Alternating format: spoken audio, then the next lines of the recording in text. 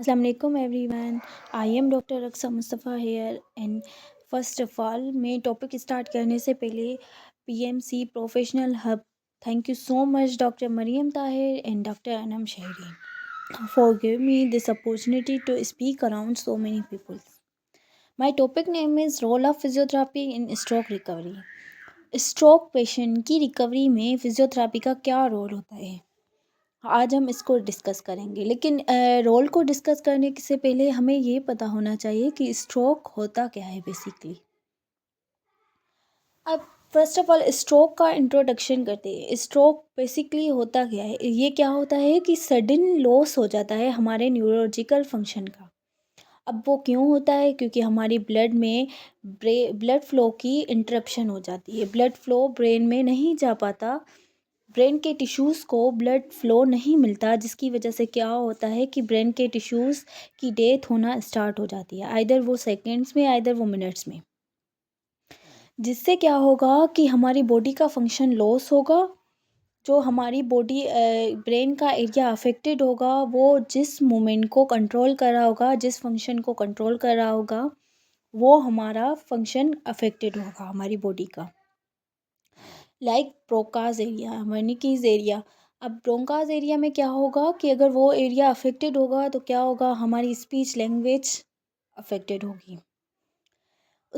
अब ये medical emergency condition है, इसकी ट्रीटमेंट करना, अर्ली ट्रीटमेंट करना बहुत ज़रूरी होता है, वरना ब्रेन डैमेज हो जाता है और उनकी रिकवरी जो है ना वो इम्पॉसिबल हो जाती है।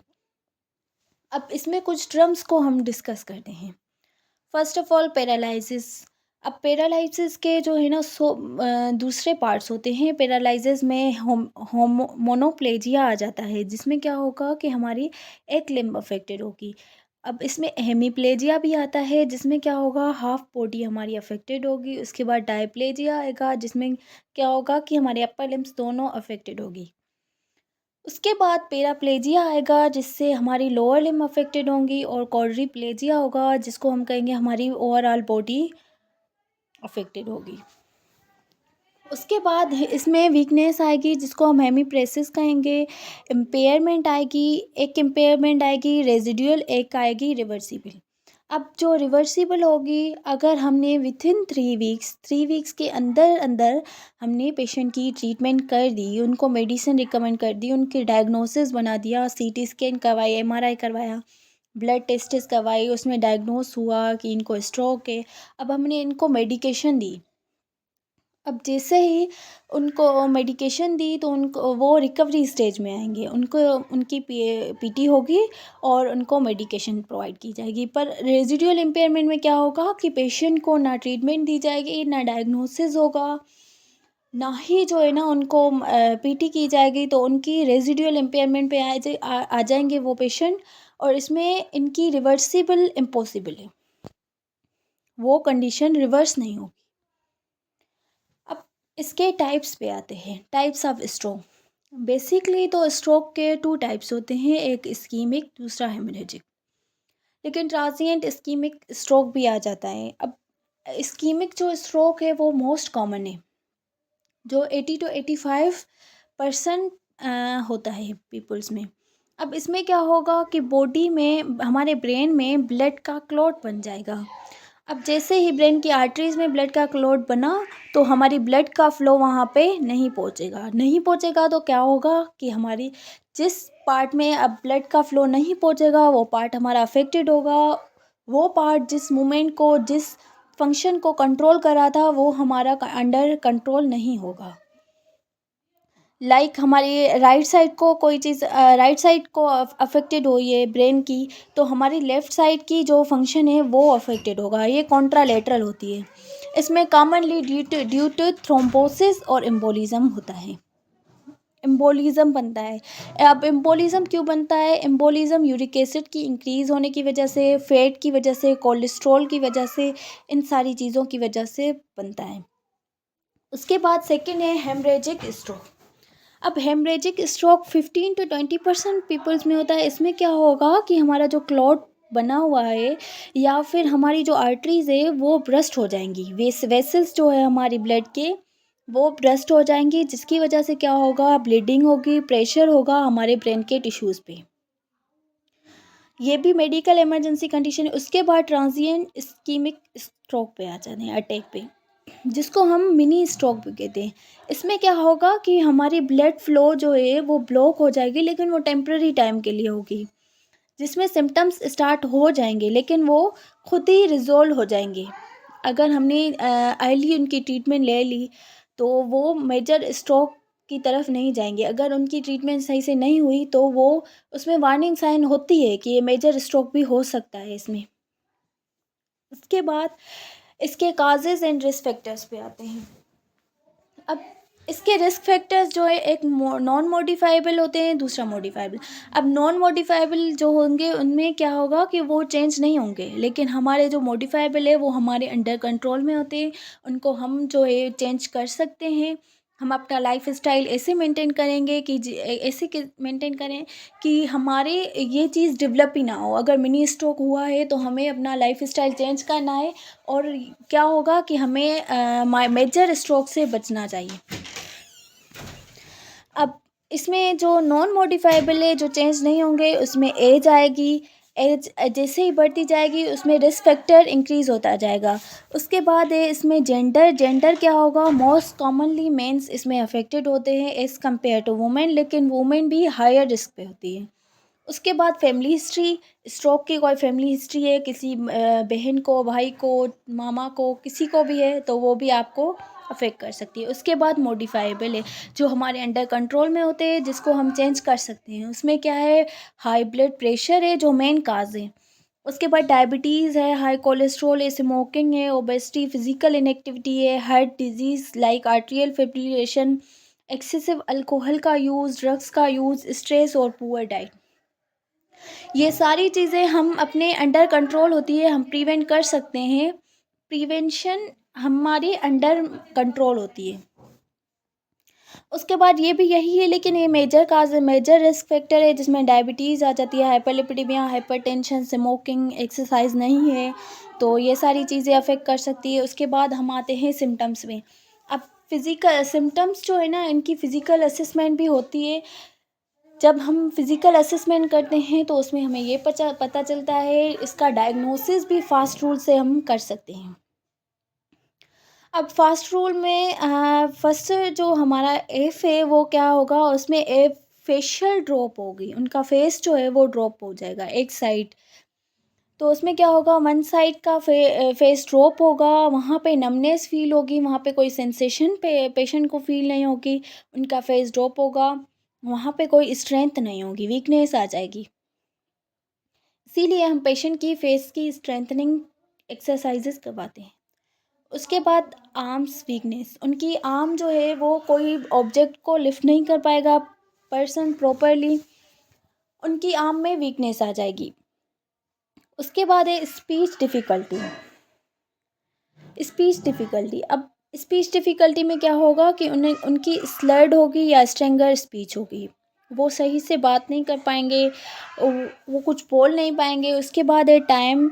अब टाइम क्या है कि इमरजेंसी सर्विसेज को जल्दी कॉल करना है, उनको टाइम से बुलाना है, ताकि वो जो कंडीशन है उसको टाइमली मेंटेन किया जाए।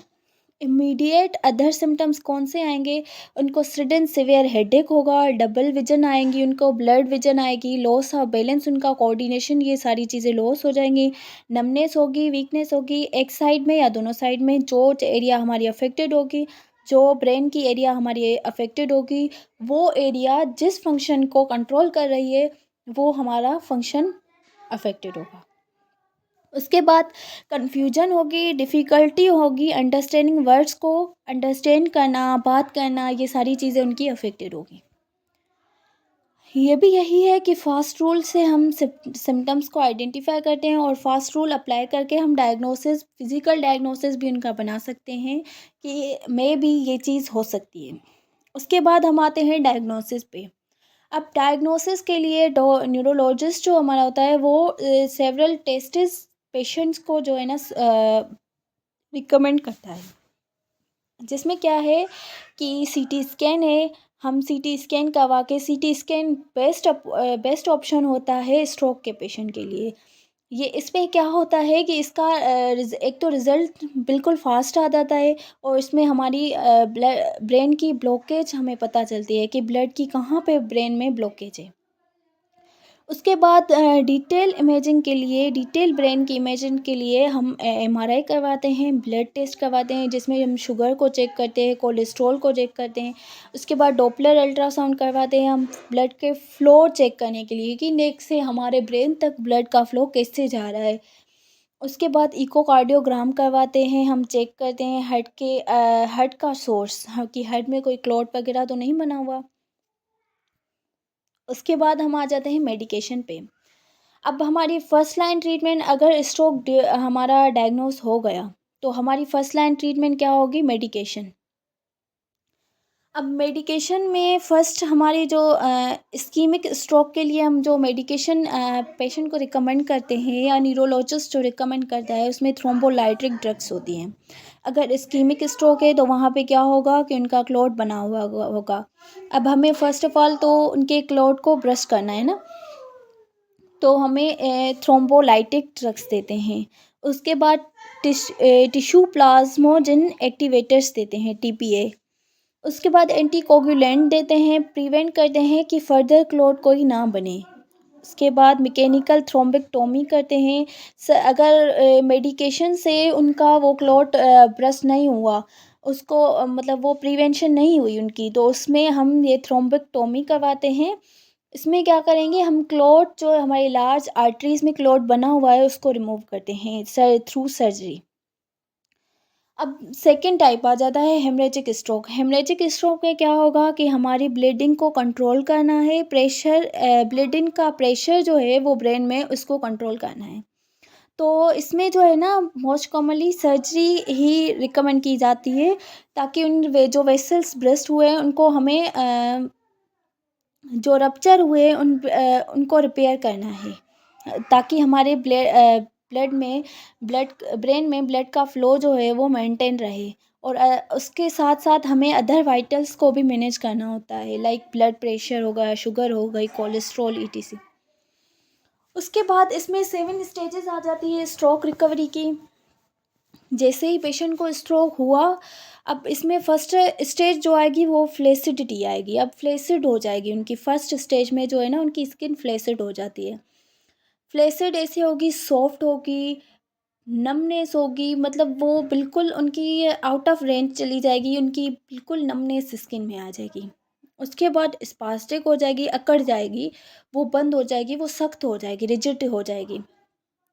उसके बाद स्पास्टिसिटी उनकी ज़्यादा इंक्रीज़ हो जाएगी। अगर हम पेशेंट के हैंड फ्लेक्स्ड होगा वो स्पास्टिक होगा। अगर हम उनकी एक्सटेंशन करवा भी रहे हैं ना, रेंज ऑफ मोशन या फिर स्ट्रेचिंग एक्सरसाइजेज हम उनको करवा भी रहे हैं, तो अगर हमने फिंगर की एक्सटेंशन की तो फिर से वो फ्लेक्जन में चली जाएगी, लेकिन उनकी स्पास्टिक, क्योंकि उनकी स्पास्टिसिटी जो है ना वो इतनी इंक्रीज होती है।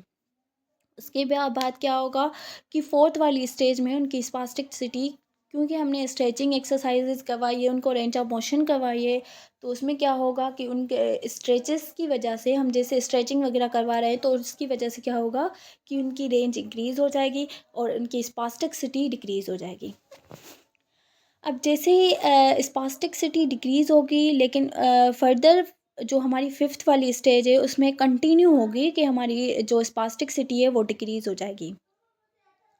सिक्स वाली स्टेज में क्या होगा कि स्पास्टिसिटी बिल्कुल डिसअपियर हो जाएगी और कोऑर्डिनेशन रीअपियर हो जाएगी। मतलब उनकी कोऑर्डिनेशन, बैलेंस, वो सारी चीज़ें जो है उनकी रिपेयर होना, मतलब रीअपियर होना स्टार्ट हो जाएगी। और 7 स्टेज में क्या होगा कि पेशेंट नॉर्मल स्टेट में आ जाएगा। उसके बाद जो हमारा मेन टॉपिक था, हमारा गोल क्या है, फिजियोथेरेपी का क्या गोल है स्ट्रोक के पेशेंट में।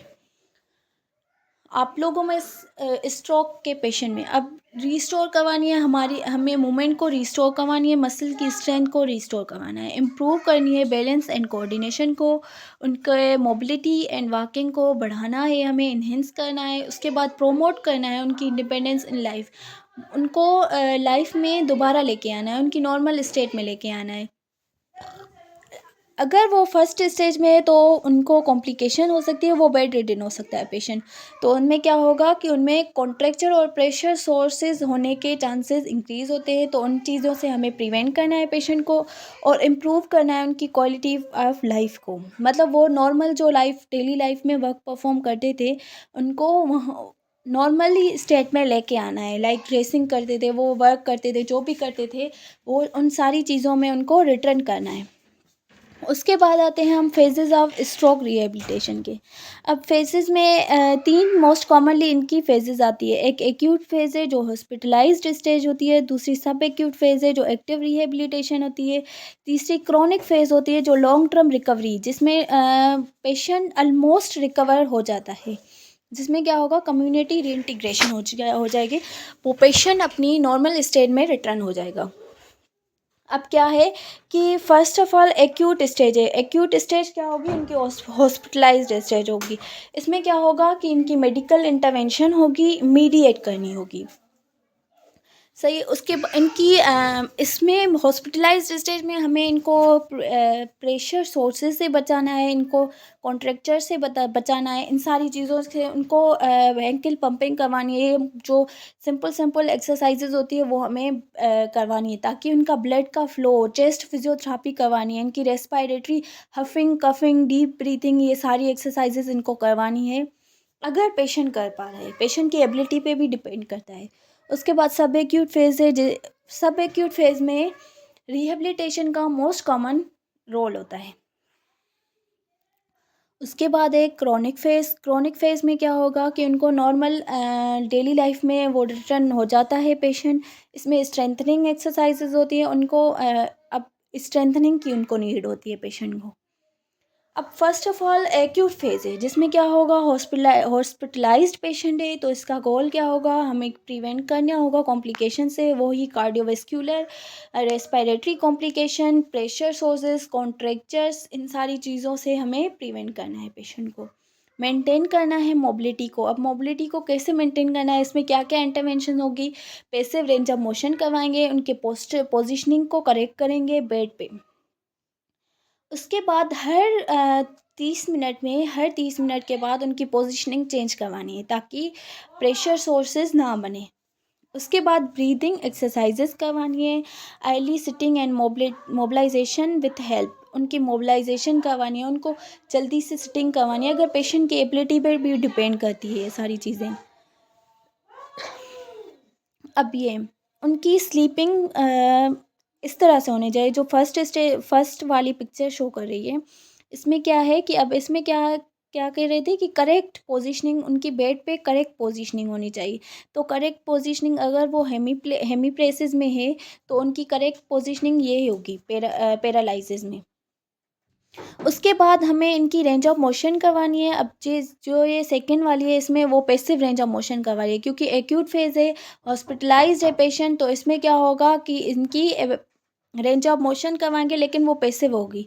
उसके बाद इनकी कार्डियोवैस्कुलर एक्सरसाइजेज करवानी है, उनको डीप ब्रीदिंग करवानी है, हफिंग कफिंग और डीप ब्रीदिंग, ये सारी चीज़ें उनको करवानी है। रेस्पिरेटरी उनको एक्सरसाइजेज करवानी है। उसके बाद अगर पेशेंट कुछ एबल हो जाता है तो उनको एक्टिव एक्सरसाइजेज रिकमेंड करनी है। अगर पेशेंट कर रहा है तो पेशेंट की एबिलिटी पे डिपेंड करता है। उसके बाद सब एक्यूट फेज़ है। सब एक्यूट फेज़ में क्या होगा, रिहेबिलिटेशन का बहुत ज़्यादा रोल होता है। इसमें इसके गोल्स क्या होंगे, हमें रिस्टोर करनी होगी पेशेंट की स्ट्रेंथ, फंक्शनल मूवमेंट्स। अब इसमें इंटरवेंशन हम क्या देंगे, active assisted and active exercises. एक तो पेशेंट की एक्टिव असिस्टेंस के साथ और दूसरी एक्टिव एक्सरसाइजेस करवानी है। अब इसमें गेट ट्रेनिंग करवानी है, इनको वॉकिंग करवानी है पैरेलल बार से, उनकी बैलेंस करवानी है, पोस्चर्स की बैलेंस करवाना है और पोस्टर ट्रेनिंग करवानी है। उसके बाद जो है इसकी मिरर थेरापी करवानी है। उसके बाद कॉन्स्टेंट इंड्यूस्ड मूवमेंट थेरापी करवानी है। ठीक है। अब active exercise, active assisted exercise जो फर्स्ट वाली है, रिस्ट एक्सटेंडेड। अब इनकी फ्लेक्जन एक्सटेंशन विथ हम ऑब्जेक्ट भी करवा सकते हैं। तो इनको क्या होगा कि कोई असिस्टेंट होगा जिस चीज़ से क्या होगा कि उनकी स्ट्रेंथनिंग करवानी है। उसके बाद कॉइन ड्रॉप्स, ये सारे टास्क देने हैं उनको कोऑर्डिनेशन के लिए। फिंगर अपोज़िशन, उनको कोऑर्डिनेशन को मेंटेन करने के लिए, स्ट्रेचिंग करने के लिए, ये सारी चीज़ें हम एक्सरसाइज पेशेंट को रिकमेंड करते हैं। अब ये फर्स्ट वाली जो पिक्चर है, इसमें क्या है, एक्टिव रेंज ऑफ मोशन जो पेशेंट खुद करेगा। एवरी लिम्ब की करवानी है, एवरी जॉइंट की करवानी है, रेंज ऑफ मोशन करवानी है, उनको एक्सरसाइजेज स्ट्रेचिंग करवानी है, पीआईपी की, डीआईपी की, रिस्ट की, एल्बो की, शोल्डर की, ये सारी चीज़ें करवानी है। उनमें इनको फ्लेक्जन करवानी है, एक्सटेंशन करवानी है, abduction, adduction, rotation every joint की करवानी है, क्योंकि जो एरिया अफेक्टेड है उस एरिया की एवरी जॉइंट की करवानी है। उसके बाद अगर पेशेंट एक्टिव एक्टिव एक्सरसाइज कर रहा है तो उसको एक्टिव असिस्टेड एक्सरसाइज भी रिकमेंड करनी है। जो ये सेकंड वाली पिक्चर है, इसमें क्या है कि पर्सन ने ऑब्जेक्ट उठाया हुआ है, ऑब्जेक्ट लिया हुआ है। तो ये क्या है कि ऑब्जेक्ट क्या है, इनको असिस्टेंट है। अब ये एक्टिव असिस्टेड एक्सरसाइजेज हो गई, तो ये असिस्टेड के साथ जो है ना आइसोमेट्रिक्स स्ट्रेंथनिंग एक्सरसाइज कर रहा है। उसके बाद जो थर्ड वाली है, ये क्या है, बैलेंस के लिए होती है, जिसमें हम बॉल्स पे भी करवा सकते हैं और जस्ट सिंपल ऐसे भी हम बैलेंस उनका मेंटेन करने के लिए उनको करवाते हैं। उसके बाद क्या है कि इनको ग्रेट ट्रेनिंग करवानी है पैरेलल बार्स के। अब जो पैरेलल बार होते हैं उनमें इनको वॉकिंग करवानी है, ताकि उनका बैलेंस, कोऑर्डिनेशन, ये सारी चीज़ें और उनकी गेट मेंटेन रहे। ये भी है, ये रेंज ऑफ मोशन एक्सरसाइजेज करवानी है, इनको स्ट्रेंथनिंग करवानी है, कार्डियोवैस्कुलर एक्सरसाइजेज करवानी है, ताकि उनका ब्लड का फ्लो जो है वो इम्प्रूव हो और उनकी क्वालिटी ऑफ लाइफ जो है वो मेंटेन रहे। उसके बाद बैलेंस एंड कोऑर्डिनेशन, यही एक्सरसाइजेज करवानी है।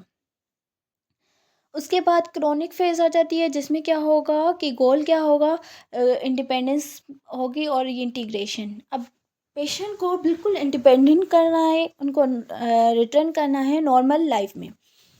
अब इसमें इंटरवेंशन हम क्या देंगे, advanced balance and coordination training करवानी है। इसमें फंक्शनल टास्क प्रैक्टिस हमें देनी है पेशेंट को, लाइक खुद खाएं, खुद पहने, खुद स्टेयर्स पे अप एंड डाउन करें। उनको अप एंड डाउन एक्सरसाइजेज करवानी है स्टेयर्स पे। जो फर्स्ट हमारा स्टेयर्स है उन पे जो है ना, उनको कहना है कि आप जाएं, फिर वापस आएं, फिर जाएं, फिर वापस आएं। तो उससे क्या होगा, उनका कोऑर्डिनेशन, बैलेंस, ये सारी चीज़ें, और वो अपनी फंक्शनल नॉर्मल स्टेट में आ जाएगा। उसके बाद होम एक्सरसाइजेज प्रोग्राम्स उनको करवाने हैं। उनको रिकमेंड करना है कि आपने इस टाइम पे घर पे ये एक्सरसाइज करनी है। उसके बाद फैमिली एजुकेशन करनी है फॉर सेफ मोबिलिटी के लिए। उसके बाद फिजियोथेरापी टेक्निक्स में क्या क्या आ जाती है, न्यूरो डेवलपमेंट टेक्निक आ जाती है, बॉब बाथ। अब ये बॉब बाथ, ये बॉल वाली एक्सरसाइजेज है, ये सारी करवानी है हमें बैलेंस के लिए और कोऑर्डिनेशन को इम्प्रूव करने के लिए। उसके बाद पीएनएफ, प्रोप्रियोसेप्टिव न्यूरोमस्कुलर फैसिलिटेशन करवानी है, होल्ड रिलैक्स, जिसमें करवाएंगे हम exercises, contract relax, hold relax with agonist contract. अब इसका बेनिफिट क्या होगा कि उसकी रेंज ऑफ मोशन इंक्रीज़ हो जाएगी, उनकी फ्लेक्सिबिलिटी इम्प्रूव होगी और उनका न्यूरोमस्कुलर जो कंट्रोल है वो मेंटेन रहेगा। उसके बाद मोटर रीलर्निंग प्रोग्राम्स करवाने हैं। उनको कहना है ये कॉइन हमने रखा है, आपने ये कॉइन को ग्रिप करना है, आपने ये कॉइन लेना है। हमने ऐसी ऐसी एक्सरसाइजेज करवानी है जिससे वो उनकी मोटर रीलर्निंग हो। फिंगर की आप पोजीशन करनी है, आपने इसको टच करना है, हमने ऑब्जेक्ट उनको देना है कि आप ये लें, इसको ग्रिप करें। उनकी मोटर जो उनका फंक्शन था उसको रीलर्निंग करवानी है। उसके बाद फंक्शनल इलेक्ट्रिकल स्टिमुलेशन करवानी है, ताकि उनके जो सेंसरी रिसेप्टर्स हैं, उनके मोटर रिसेप्टर्स हैं, उनको एक्टिवेट करना है, उनको रीलर्निंग करवानी है। उनको ऐसे बताना है कि आपने अब ये दोबारा से ये सारी चीज़ें उनके ब्रेन को हमें एक्टिवेट करना है, उनके ब्रेन को बताना है कि ये फंक्शन आपने परफॉर्म करना है। उसके बाद हाइड्रोथेरापी अगर अवेलेबल है तो वो भी हम स्ट्रोक के पेशेंट में करवाते हैं। उसके बाद मल्टी डिसिप्लिनरी अप्रोच, कौन कौन सी टीम्स है जो मिलके स्ट्रोक के पेशेंट में वर्क परफॉर्म करती है। फर्स्ट ऑफ ऑल न्यूरोलॉजिस्ट होता है, ऑक्यूपेशनल थेरापिस्ट होता है, स्पीच थेरापिस्ट होता है, फिजियोथेरापिस्ट होता है, साइकोलॉजिस्ट होते हैं, नर्सेज होती हैं। ये सारे मिलके कॉम्प्रिहेंसिव रिहेबिलिटेशन प्रोवाइड करते हैं पेशेंट को। उसके बाद आउटकम इसमें क्या मिलेंगे हमें, फिजियोथेरेपी के क्या क्या आउटकम्स हमें मिलेंगे कि जैसे पहले फ्लेसिड था, स्पास्टिक था, ये सारी चीज़ें उनकी डिसअपियर हो जाएंगी, वो नॉर्मल स्टेट में आएंगे, उनकी इम्प्रूव होगी मसल की टोन कोऑर्डिनेशन, उनकी स्पास्टिसिटी रिड्यूस होगी, उनकी वॉकिंग बैलेंस बेटर होगा, उनकी इंडिपेंडेंस इंक्रीज़ होगी, उनका इंक्रीज़ होगा इमोशनल वेलबींग। उसके बाद हम आते हैं केस सिनेरियो पे।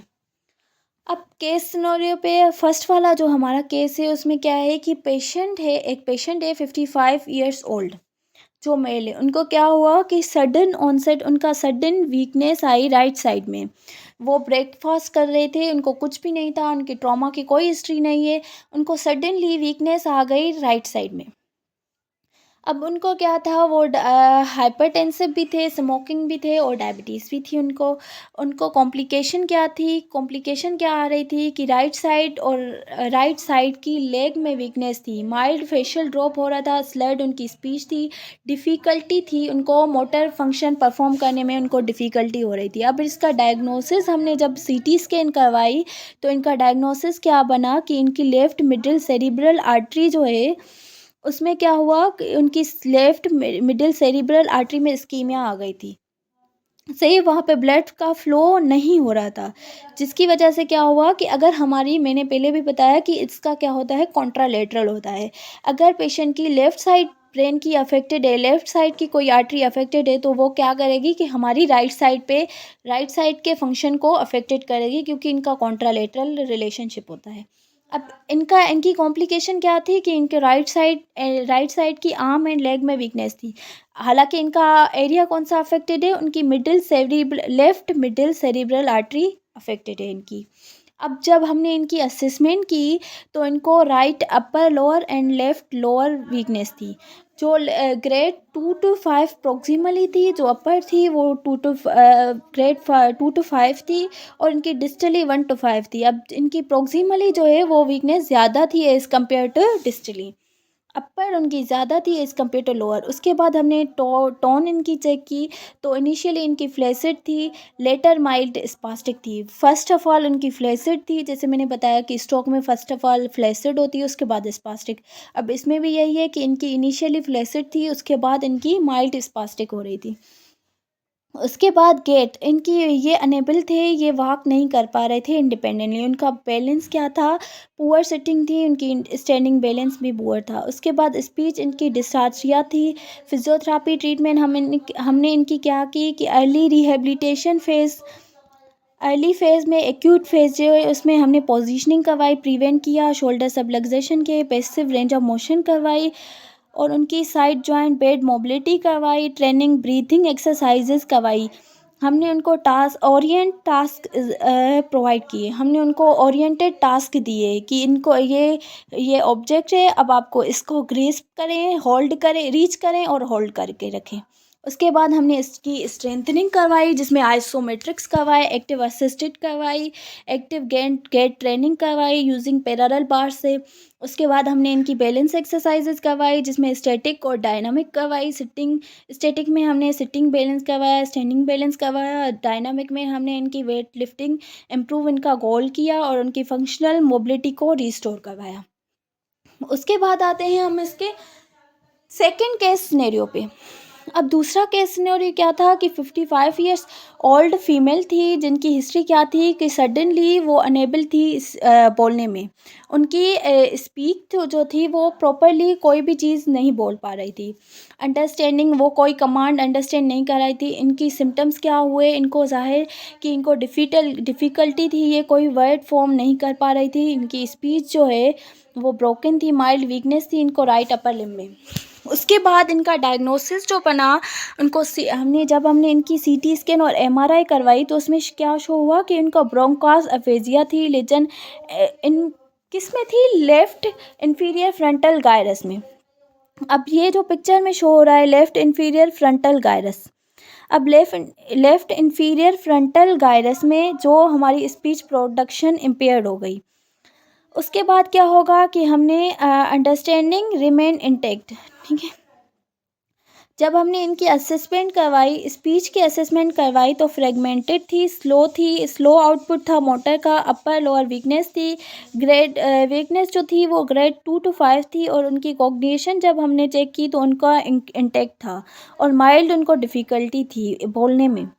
अब हमने इनकी ट्रीटमेंट क्या करवाई, स्पीच थेरेपी कराई फ़र्स्ट ऑफ़ ऑल, उसके बाद फ़िज़ियोथेरेपी करवाई। अब स्पीच थेरेपी हमने रिपीटेशन इनके वर्ड्स बनाने में वो सारी चीज़ें, इनकी बिल्डअप वर्ड्स ड्रिल्स जो है उनको बिल्डअप किया, इनकी पिक्चर नेमिंग, ब्रीथिंग कंट्रोल किया, ट्रेनिंग करवाई कम्युनिकेशन बोर्ड्स पे। फ़िज़ियोथेरेपी इनकी क्या की हमने कि फाइन मोटर ट्रेनिंग करवाई हमने, हैंड की स्ट्रेंथनिंग को इम्प्रूव करवाया, शोल्डर की मोबिलिटी एक्सरसाइजेज करवाई, इनकी इम्प्रूव किया स्पीच फ्लुएंसी को और रिस्टोर करवाई इनके हैंड की फंक्शन को, इनहेंस की इनकी कम्युनिकेशन, ताकि ये इंडिपेंडेंटली अपने हर चीज़ बोल पाए और वर्ड बना पाए। उसके बाद हम थर्ड के सिनेरियो पे आते हैं। इसमें क्या था कि 48 ईयर्स पेशेंट था, मेल था, जिनको हिस्ट्री क्या थी कि उनको माइल्ड डिजीनेस हो रही थी, इम्बैलेंस हो रहा था, और इनएबिलिटी वॉक स्टेयर्स पे वॉक नहीं कर पा रहा था। अब इनकी कॉम्प्लिकेशन क्या थी, अटैक्सिया, गेट ट्रिमर्स हो रहे थे उनको गेट में ड्यूरिंग मूवमेंट। अब पुअर कोऑर्डिनेशन थी, इनको डिसमेट्रिया था, डिसडाइडोकाइनेसिया था, स्लर्ड इनकी स्कैनिंग स्पीच थी। जब हमने डायग्नोसिस किया, सीटी स्कैन, एमआरआई करवाई, तो उसको क्या हुआ कि उसका क्या आया कि सेरिब्रल स्ट्रोक था, अफेक्टेड इनका बैलेंस एंड कोऑर्डिनेशन सेंटर था, वो सारी चीज़ें अफेक्टेड थी। अब ये सेरिब्लर है, और ये अफेक्टेड है इनकी ब्लड का फ्लो। उसके बाद क्या है कि हमने जब इनकी असेसमेंट की तो इनकी रोमबर्ग टेस्ट जो है वो पॉजिटिव आई, इनकी फिंगर टू नोज टेस्ट और स्ट्रेच और शूटिंग आई। उसके बाद गेट वाइट बेस्ड स्ट्रेगर्स थी, बैलेंस इनका वेरी पुअर था, कम था, नीडेड सपोर्ट में था, उनको सपोर्ट की ज़रूरत थी, वो बिल्कुल अपने आप कोई फंक्शन नहीं परफॉर्म कर पा रहे थे। उसके बाद जब हमने इनकी फिजियोथेरेपी ट्रीटमेंट करवाई, तो हमने इनकी कोऑर्डिनेशन ट्रेनिंग की, फ्रैंकल्स एक्सरसाइजेस करी, heel to shin, finger to nose with slow repetition, limbs की मूवमेंट करवाई हमने, इनकी बैलेंस ट्रेनिंग करवाई, स्टैटिक करवाई, डायनामिक करवाई, sitting with support, standing with support, इनकी वेट लिफ्टिंग करवाई।